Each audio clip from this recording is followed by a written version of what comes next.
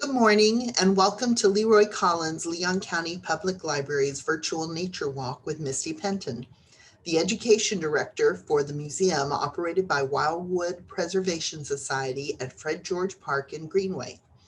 Misty is our tour guide and guest today. Today's program was made possible through funding provided by the National Endowment for the Arts in partnership with Arts Midwest.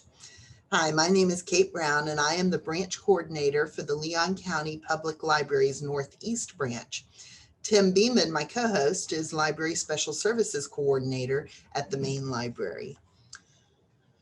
Tim and Misty met on a beautiful morning recently and filmed around the park. You're invited to come along on our tour. Thank you for being here this morning.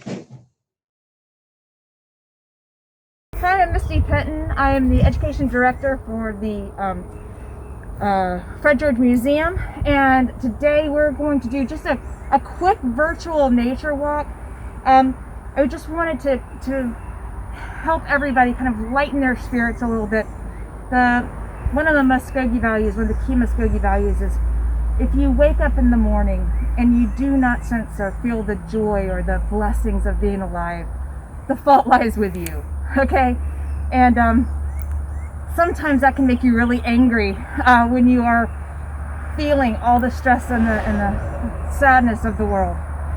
But if you can come outside and see the beauty and the magic of nature, the creation that is everywhere around you, it's waiting for you to be a part of it. The harmony is there. Come join it. So here we are. If you get a chance, come on out, wear your mask. There's plenty of space, and I'll give you just a couple of incredibly beautiful places that we can visit. So the first place we're going to go to is the area that was restored for wood stork habitat. It is a pond that had to be modified because of water runoff from the baseball field, but because we have endangered species here, the wood storks and the rookery just a little while away over there by Fred George Pond, we had to make sure that it was amenable to the actual species that live here. So if you want to come with me, I'll give you a tour. Okay, so we're outside of the actual boundaries of the Fred George Park, but if you are driving on Capitol Circle Northwest, you'll see a pond to your right, right before you get to Lakewood Village, and it's called Duck Pond. In Duck Pond, that's where the rookery is, and right now you're starting to see the wood storks come and build their nests. By around April, this will be full, and by May, we'll have babies in here. Just hundreds of wood storks in this tiny little area. That's how important this ecological niche is. Right now, what you see is the males finding the perfect spot to build their nest, because if they don't build the perfect nest, they won't have a mate. So we are here to see the beginning of this beautiful spring season with the wood storks. I'm really excited to share it with you. So this is a scene that you may have seen if you drive on Capitol Circle Northwest. I know it's kind of loud because it's busy right here. But believe it or not, this is part of the Fred George Park and Greenway. It's 170 acres. And one of the reasons it's protected is because of your water quality for the city of Tallahassee's well. So this whole area is actually the heart of the Fred George Basin. If the sinkhole were to actually clog up, this would become a lake, and in fact it has happened in our history. Right now, the sinkhole is what we call a swallette. It actually goes underneath the water, underneath the ground, and continues on, which we'll go and get a picture of. But to understand the geology, you should see that it's very dynamic, and right now it's probably a little bit wet down there, but we actually have someone that's walking it, okay? And then if you can quickly turn this way, what you'll see is that you've got this sandy ridge, like Madaresco was talking about, the remnant of this ridge. And this ridge is actually what covers the cavern, the sinkhole that has not collapsed yet. And we'll go around to the other side of the sinkhole and walk down so you can actually see the topography of it. It's quite striking. I was born and raised in Tallahassee, and from the time I was 8 years old, I lived in this neighborhood, the neighborhood that's Wildwood, that's adjacent to this park. And so I actually got to watch the evolution of this sinkhole, this swallette. And remarkably, I don't know how much you can tell from the video. It's kind of hard. we're at an elevation, I'm guessing 70 feet above, maybe 75 feet above where the actual ravine and the stream is coming into the Swallet. Again, remember the Swallet is where the water from the stream is being taken by the sinkhole underground. Okay? When I was growing up, this was actually an open cave, a huge open cave. If you can see, and I don't know how well you can see, you'll have to come. The top of the cave has actually collapsed in. And in fact, now there's trees in it, there's ferns growing in it. You can actually see how new these trees are that have grown. 10 years, 8 years, okay? So according to the oral histories that again happened during my childhood years, there were some gentlemen that lived in the neighborhood that went into the cave, and according to them, the cave was big enough that you could drive a semi into it. And they went into this cave and they took balls of twine, 2 of them, and there was a river in the cave. All right, where the water comes in, runs the river. And the river split into 2 ways. And so they each took the twine and followed it. One branch of the river went to the Oquatney River, and the other branch of the underground river went to Lake Jackson. We have no idea if this is still the case because it's collapsed now. The other thing that's fascinating about that cave was that we found prehistoric artifacts from Native American groups of actual varying different time periods that I was mentioning. And also, just for, as I was mentioning, cultural continuity, this cave has always been used, and there was even a still from the Prohibition times. So come see it. You cannot beat this view. You might even feel like you're in North Carolina for a moment.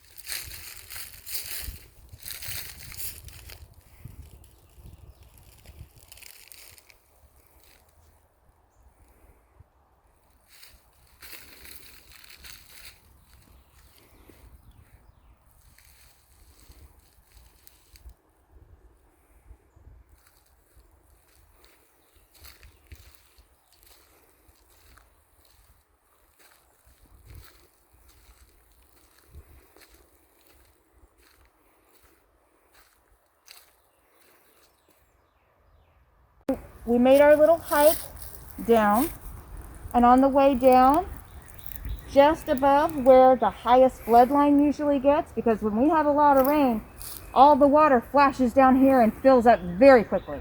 And then it permeates through this limestone that is incredibly porous, so the water goes down very quickly. But it goes down, like I said, into that cave, into the Swallet. But before that, what you can see is it will get incredibly high up here. The water levels are on these trees. They're marked, and you can see them. They'll get to be up over about where my head is. Okay? That's how much water it will hold. And gosh, I don't know how many of you remember this, but we had Tropical Storm Faye that dumped 17 inches of water, and you couldn't even see any of this. It was completely underwater. Okay. Another interesting thing, and I don't think we got it, but on your walk down here, you can actually look on the left and you can see some gopher tortoise burrows that we had mentioned. And the interesting thing that I've noticed about them is that unlike humans, they always build their burrows above the flood level. So no matter how hard it rains, they are just above it. So, helpful hint to developers and people building their own homes. Look for your gopher tortoise burrows and then you'll know. Okay. Also, as I mentioned, the Weedon Island people, their village was over here, and what they realized was if they built this berm, they could hold the water that was coming in. So the berm was actually right here behind you, and they quarried all this limestone that they would pull out the ground, quarry it, and they literally built a bridge or a block, or however you'd like to put it, a berm, all the way across in front of what then was the cave, right? And had a holding pond or a holding area of water as much as they could during what I was telling you was a known famine and likely extreme drought time period. Very, very wise. Did the best they could with what they had. So come see it. It's fascinating. Fascinating. Okay, so I think y'all might know I'm a bioarchaeologist. So that means that I have lots of training in not only regular archaeology, but actually looking at human remains. Out here, it's really interesting that we have basically every era of archaeology. We've got the Archaic time period, which is seen in the sinkhole area where they would come and quarry for tools and create tools. We have the Weeden Island time period, which is villages where they had their village right over in this area out here, if you can see it. Kind of the area where the Cypress Dome kind of spreads out. When the Weeden Island people were here, there was actually some sort of ecological catastrophe. Perhaps they think a volcano exploded. That's the most recent theory. And there was an incredible drought, and there was what is speculated a tremendous famine. The people here, the literal people here in this village, realized that the basin itself was able to hold water. This actual basin for 34 square miles, all the water drains into here. And they created a dam. They actually quarried the limestone and made a dam across the sinkhole area so that they could pull any bit of water that would come down. So we're talking about pretty highly sophisticated natives that were doing the best they could to survive. And then if we go, back where we started, at the beginning of our tour, you're going to see an area where there was mission area inhabitants. And then also, at one point, there were mounds that were going basically right around the area where Fred George Road goes now. So we have an area that is incredibly rich in archaeological history. And, it continues. A kind of fascinating use of this is one of our neighbors has actually utilized some of these quarried limestone rocks to front his house. So culture continues. We continue to make use of what we have. The natural environment around us continues to support us. And if we allow it to, it will continue to flourish. So here we are. This is the pond that's been modified for the wood storks, basically for wading birds. And the reason we did that is because there had been a very small pond here, and it had been documented to be used by the wood stork population that's just right over there at the rookery. Right now, what that means is this huge pond that you see, all this water, it doesn't get any deeper than this, okay? And there's a reason for that, because wood storks are tactolocators. They look around for food with their feet, okay? And then as soon as they find it, they have to quickly grab it with their beak. So it can't be deep. If there's a deep pond, the wood storks won't use it. So right now, we're actually in the process of monitoring this pond to see if the wood storks will come back and use it. This is the actual start of the season when they come back and start making their nests in the rookery. So we would love it. If you have a sighting of a wood stork here, please let Wildwood Preservation Society know. Let us know at the museum. Just leave us a note on the door. We would be so happy. If you take a picture, send it to our Facebook. We would love to see it. Anyway, the other thing I wanted you to know is this whole park is in the process of being restored to just a bigger and better place. We are going to see this planted pines up there. They're going to be replaced with longleaf pines to go back to the way it should have been before. And that's just one of the big plans for this park to make it even better for us, for all of us. We'll move on to the next one.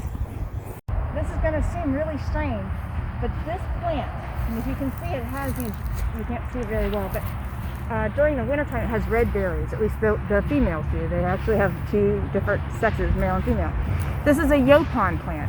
I don't know if you've heard of it, but the Muskogee Creek people used it for medicine and for tea. You might have heard of it as the black root.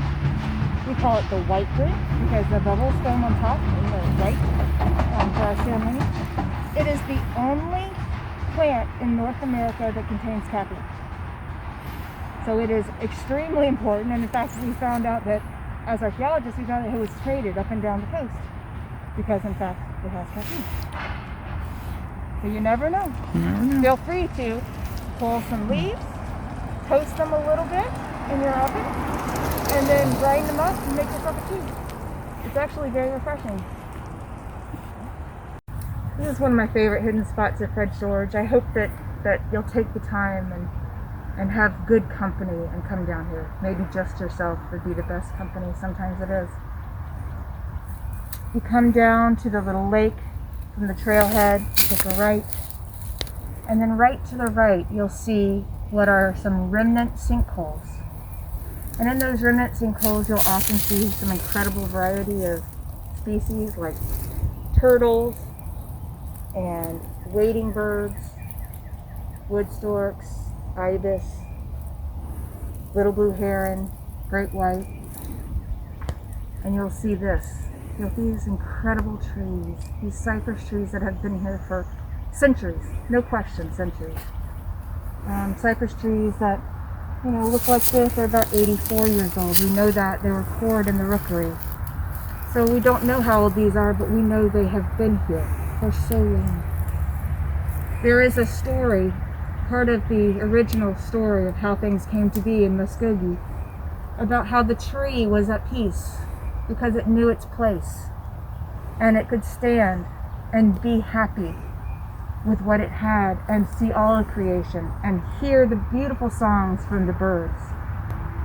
And I hope that you take some time and you come out and you spend some time with these incredible creations, that you can also experience the sacredness and the wonder that can rejuvenate you and keep your spirit going during the darkest and the hardest times.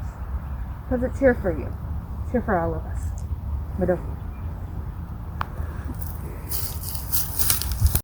So one of the things that you might have heard when you manage land is we've got a real issue with a lot of exotic plants. And one of those plants, if you look over here, it's really pretty actually. It's an ornamental called Nandina, and it is very prolific. It grows everywhere. And the county has been doing a fantastic job of eradicating it. In fact, the pond that we were just around, they've removed all of it. It's really remarkable. That and the Chinese tallow, the popcorn trees that are so difficult to eradicate, they have been really working to do that. So I want to really like reach out and say great work. As I said, we're trying to move towards reclaiming this and making it a natural wetland so that it can filter our water for all of us and frankly also for the natural creatures that live here, which of course will lead to our enjoyment when we come out here. And I guess I just want to say thank you. Thank you all for taking the time to join me, and I hope it was as refreshing for you as it was for me. I always feel 100 times better, and I honestly believe that if you exhaust your body, it's good for your spirit. So even if you were not feeling well, that will make you feel a little better. And I'll add one more thing. In this park of 170 acres, there is a space for you. You'll find it. There is some magic space for you. Take your time. You'll find it. I look forward to seeing you out here.